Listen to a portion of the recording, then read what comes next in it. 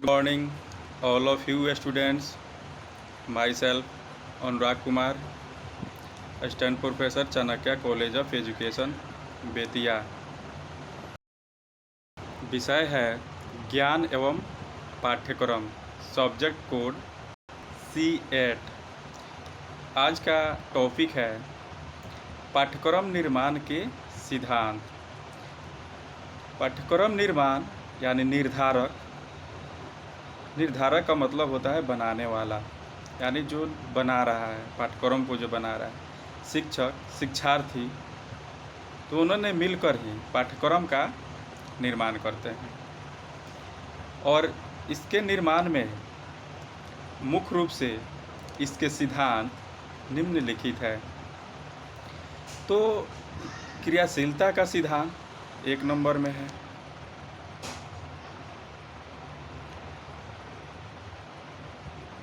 तो क्रियाशीलता का सिद्धांत क्या है, इसके बारे में हम लोग जानेंगे। आखिर पाठ्यक्रम के निर्माण में क्रियाशीलता का सिद्धांत का क्या योगदान है। तो इसमें पाठ्यक्रम निर्माण के सिद्धांत में क्रियाशीलता का सिद्धांत मुख्य रूप से 4H का स्थान दिया गया है। तो 4H का स्थान में यह निर्धारित करता है कि क्रियाशीलता का सिद्धांत शिक्षा के पाठ्यक्रम में 4H का स्थान में 1H में होता है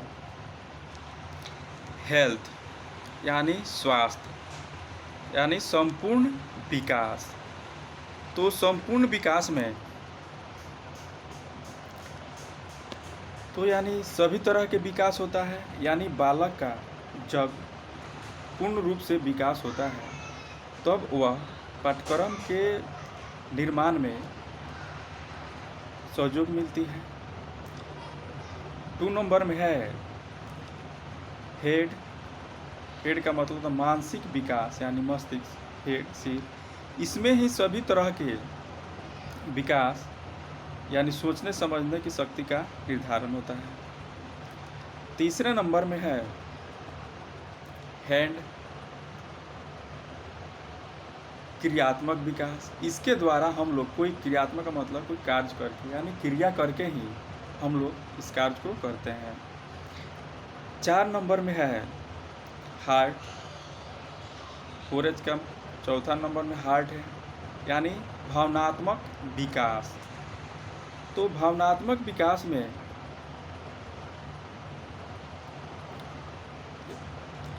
जब किसी व्यक्ति को यानी मन में, यानी किसी भावना, सोचने विचारने की शक्ति, किसी बारे में समझने की, यानी किसी के प्रति भावना सोचने की उजागर होती है, इसके तरह ही हम लोग यह पाठ्यक्रम का निर्माण कर सकते हैं। यानी क्रियाशीलता के सिद्धांत में इन 4 बातों को मुख्य रूप से ध्यान दिया गया है। एक में हेल्थ, दूसरा में हेड, तीसरा में हैंड, 4 नंबर में हार्ट। यानी मुख्य रूप से ये 4 सिद्धांत का विकास स्थान दिया गया है। अब यह 2 नंबर में है रचनात्मक एवं सृजनात्मक शक्तियों का सिद्धांत। इसको आप लोग स्क्रीनशॉट भी ले सकते हैं।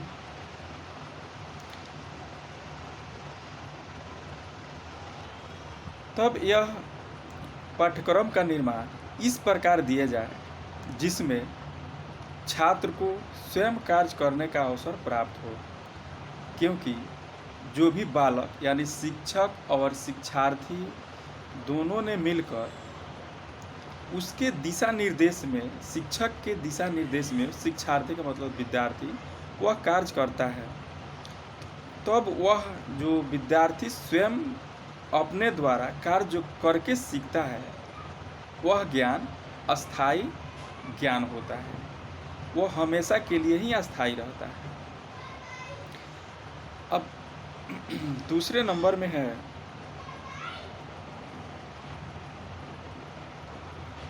रचनात्मक एवं सृजनात्मक शक्तियों का सिद्धांत।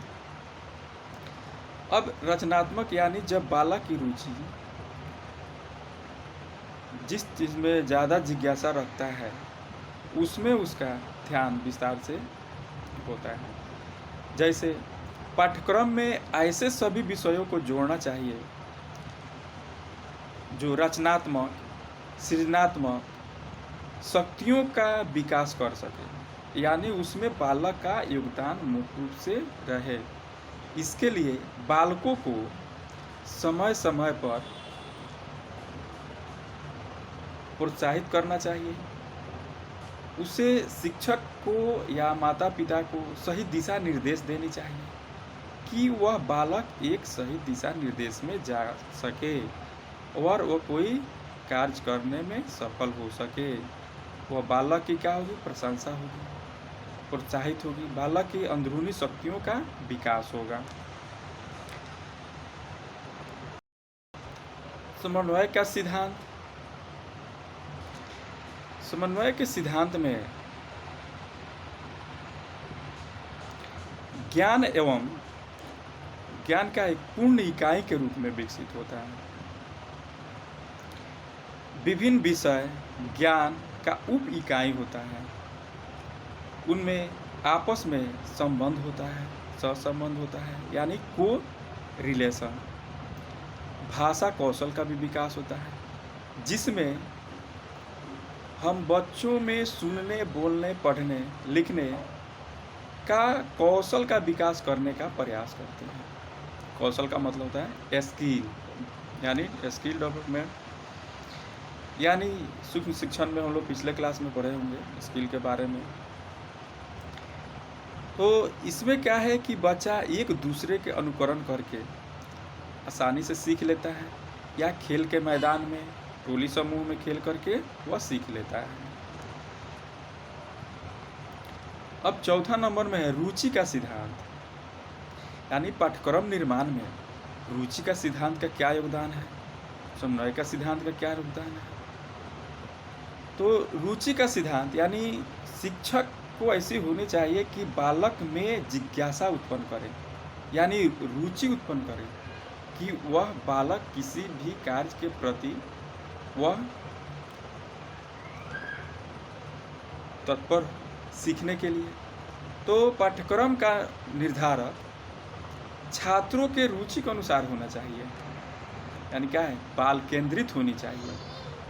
जिस वर्ग के विद्यार्थी है उस वर्ग के अनुकूल ही पाठ्यक्रम का निर्माण करना चाहिए, और वह शिक्षक आसानी से समझ करके बच्चों को छोटे छोटे कई टुकड़ों में बांट करके आसानी से बता सके, और बालक उस रुचि उसमें लगन के द्वारा वो उस चीज़ को ग्रहण कर सके। छात्र किसी विषय को सोच समझकर अध्ययन कार्य न करें, बल्कि उसमें रुचि लेकर सक्रिय रूप से कार्य करें, यानी बालक को उसके प्रति रुचि होनी चाहिए। अब है चेतना का सिद्धांत। तो चेतना का सिद्धांत क्या है? पाठ्यचर्या के निर्माण में चेतना का सिद्धांत का महत्वपूर्ण स्थान होता है। तो पाठ्यचर्या इस प्रकार से हो जिसमें छात्र के अंदर भविष्य में होने वाली घटनाओं के विषय में जानकारी दी जा सके, वह समाज देश के विकास में भी सहयोग यानी योगदान प्रदान कर सके, किसी घटनाओं को पुनरावृत्त न हो, बालक के भविष्य उपयोगी जानकारी प्रदान की जाए। यानी पाठ्यक्रम के निर्माण में चेतना का बहुत बड़ी योगदान होता है, जिसमें बालक शिक्षक दोनों ने मिलकर के पाठ्यक्रम का निर्माण बाल केंद्रित ही होनी चाहिए और बालक के अनुकूल ही होनी चाहिए, जिसे उसे समझने में किसी प्रकार की किसी तरह की कोई कठिनाई महसूस न हो। इसको स्क्रीनशॉट भी आप लोग ले सकते हैं। तो यह क्या है? पाठ्यक्रम निर्माण के सिद्धांत के मुख्य बिंदु है, इसी पर वह आधारित है।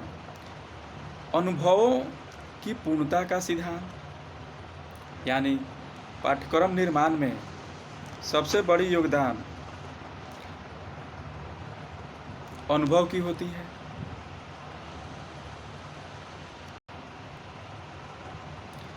तो अनुभव के सिद्धांत यह कहता है कि पाठ्यक्रम के निर्माण में अनुभव का भी योगदान होता है।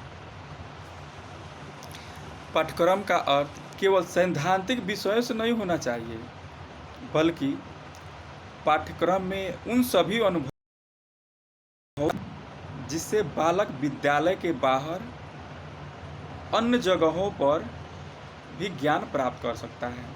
अन्य जगह जैसे खेल का मैदान हुआ, प्रयोगशाला हुआ, या विद्यालय के अंदर भी अपने टोली समूह में या कक्षा कक्ष में शिक्षक के द्वारा भी वह ज्ञान को प्राप्त कर सकता है। यानी पाठ्यक्रम में बालक द्वारा विभिन्न क्रियाओं को प्राप्त अनुभव विशेष महत्व रखता है। उसके बाद है लचीलेपन का सिद्धांत। यानी लचीलेपन का क्या होता है? अच्छी पाठ्यक्रम के निर्माण में लचीलेपन का क्यों स्थान दिया गया है? यानी लचीलेपन का मतलब तो सरल, आसान, आप लोग पहले से जान ही रहे होंगे। तो पाठ्यक्रम के निर्माण के समय शिक्षक को यह ध्यान देना चाहिए कि जो पाठ्यक्रम बना रहा है उसको मुख्य रूप से सरल होनी चाहिए और वह बालक के अनुकूल ही होनी चाहिए, ताकि बालक उसे आसानी से समझ सके। इतना सरल हो कि बालक उसको समझने में किसी प्रकार की कठिनाई महसूस नहीं हो। पाठ्यक्रम निर्माण के समय यह ध्यान देना होगा कि पाठ्यक्रम सरल हो, जिससे बालक अपनी आवश्यकता अनुसार परिवर्तन लाया जा सके। अनावश्यक बालक पर बोझ न दिया जाए। यानी पाठ्यक्रम या जो सिलेबस में जो दिखा है वो पाठ्यक्रम से अलग कुछ नहीं हो, वो उस विषय वस्तु से ही संबंधित होनी चाहिए। ताकि अलग दे दिया जाएगा तो क्या होगा, बालक पर एक बोझ बन जाएगी, बालक को समझने में कठिनाई महसूस होने लगी, तो बालक निराश की भावना से ग्रसित हो जाएगा।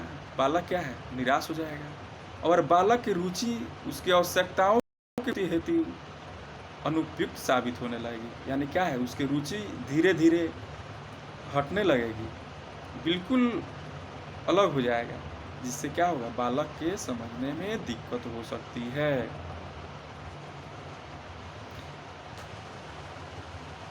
अब है सांस्कृतिक एवं सभ्यता का सिद्धांत। तो सांस्कृतिक एवं सभ्यता के सिद्धांत में पाठ्यक्रम को क्यों स्थान दिया गया है, किस लिए है?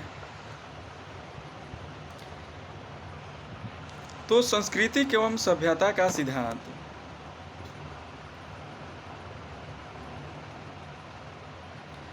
शिक्षा के उद्देश्य छात्रों को अपनी सांस्कृतिक सभ्यता के संरक्षण के प्रति जागरूकता प्रदान करना अति आवश्यक है। यानी पाठ्यक्रम में उन विषय वस्तुओं को शामिल करना चाहिए जिसके द्वारा बालक को अपनी सांस्कृतिक एवं सभ्यता का ज्ञान प्राप्त हो सके। यानी सभी देश का, हर देश का अपना अपना एक अलग कल्चर होता है और वह यानी धर्म में भी है, सभी धर्म के लोग भी अपने अपने कल्चर पर भी ध्यान देते हैं। जैसे कोई बौद्ध है तो अपने बौद्ध धर्म के प्रचार कर रहे हैं, कोई हिंदू है तो हिंदू के प्रचार कर रहे हैं, कोई मुस्लिम है तो मुस्लिम के प्रचार कर, वो सभी लोग अपने अपने कल्चर होती है जो अपने धर्म को मान रहे हैं। सभी देश का एक अलग कल्चर होता है, जिससे वह क्या है, अपने संरक्षक को यानी कल्चर को बनाए रखने में जागरूक व बच्चों को एक पाठ्य पुस्तक के द्वारा या किसी अभिभावक के द्वारा भी दिया जाता है। पाठ्यक्रम में उन विषय वस्तुओं एवं क्रियाओं को भी शामिल किया जाना चाहिए जिससे बालकों को अपनी सांस्कृतिक सभ्यता का ज्ञान भी हो सके। जीवन से संबद्धता का सिद्धांत। जीवन से संबद्धता का सिद्धांत क्या है? यानी पाठ्यक्रम में उन विषयों का स्थान दिया जाना चाहिए जिससे बालक अपने वर्तमान में भावी जीवन का निर्माण कर सके और वह बालक स्वयं अपने जीवन का कर्णधार बन सके। साथ ही उनका वास्तविक जीवन से संबंध हो। पाठ्यक्रम में वे सभी पाठ्यक्रम सम्मिलित किए जाने चाहिए, बालकों को उसके योग्य बनाना चाहिए वह बड़ा होने पर प्रभावपूर्ण ढंग से सामाजिक कार्यों में भाग ले सके और वह अपना समाज में एक अलग पहचान बना सके और वह अपनी वर्तमान जीवन को सरलता से व्यवस्थित कर सके, जिससे वह समाज का एक अपनी पहचान बना सके। अब आगे है इकाइयों में विभाजित यानी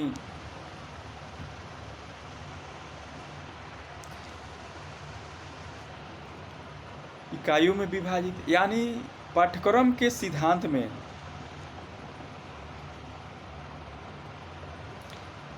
इकाइयों में भी विभाजित करके बनाना चाहिए, यानी इसका भी महत्वपूर्ण स्थान है। ये भी पाठ्यक्रम के सिद्धांत में अपना योगदान दिया है। यानी पाठ्यक्रम छोटी छोटी इकाइयों में बांट कर यानी विभक्त करके होनी चाहिए। प्रत्येक इकाई के उद्देश्य स्पष्ट होने चाहिए, जिससे पाठ्यक्रम सुस्पष्ट, सुबोध, आसान, सरल हो जाए। यानी शिक्षक को सिलेबस की इस बात को ध्यान देनी चाहिए कि वह क्या है, बालक अपनी आसानी से अपनी योग्यता के अनुसार वह शिक्षक की सहायता से वह सरल से सरल भाषा में सीख सके। और शिक्षक को भी यह ध्यान देना चाहिए कि वैसी शिक्षा व्यवस्था रखें, वैसे पाठ्यक्रम का निर्माण करें जिससे बालक को समझने में कहीं कठिनाई उत्पन्न न हो सके। उसके आगे है अब उपयोगिता का सिद्धांत। तो पाठ्यक्रम निर्माण में उपयोगिता का सिद्धांत में यह ध्यान दिया जाता है कि भाषा का अध्ययन करने से ही बालक जीवन के विभिन्न क्षेत्रों में अपना योगदान दे सकता है। भाषा के पाठ्यक्रम में ऐसे टॉपिक का यानी प्रकरण का स्थान देना चाहिए जो बालक को भावी जीवन के लिए तैयार करके समाज का उपयोगी सदस्य बनाया जा सके। यानी उपयोगिता का सिद्धांत पाठ्यक्रम निर्माण में बहुत ही योगदान देता है। यानी पाठ्यक्रम का निर्धारक में 11 पॉइंट जो है, यह सिद्धांत पॉइंट ही है और इसको यही उपयोगिता का सिद्धांत में 11 जो पॉइंट है, इसके द्वारा हम लोग पाठ्यक्रम का सिद्धांत का निर्धारित कर सकते हैं यानी बना सकते हैं और बच्चों के अनुकूल ही होनी चाहिए। और लास्ट में कंक्लूजन यानी निष्कर्ष भी लिख सकते हैं। निष्कर्ष में इसे लिख सकते हैं, उपयुक्त तथ्यों के आधार पर शिक्षक और शिक्षार्थी दोनों ने मिलकर के पाठ्यक्रम का यानी निर्माण करते हैं और उपयुक्त सिद्धांत के आधार पर कहा जा सकता है कि पाठ्यक्रम का निर्माण बाल केंद्रित और सरल सुबोध होना चाहिए। अब इसको इतना ही आज रहने दिया जाए आज की क्लास में। फिर नेक्स्ट टॉपिक में हम लोग पाठ्यक्रम का महत्व और विशेषता के बारे में अध्ययन करेंगे। तो आज के लिए इतना ही रहने दिया जाए। धन्यवाद।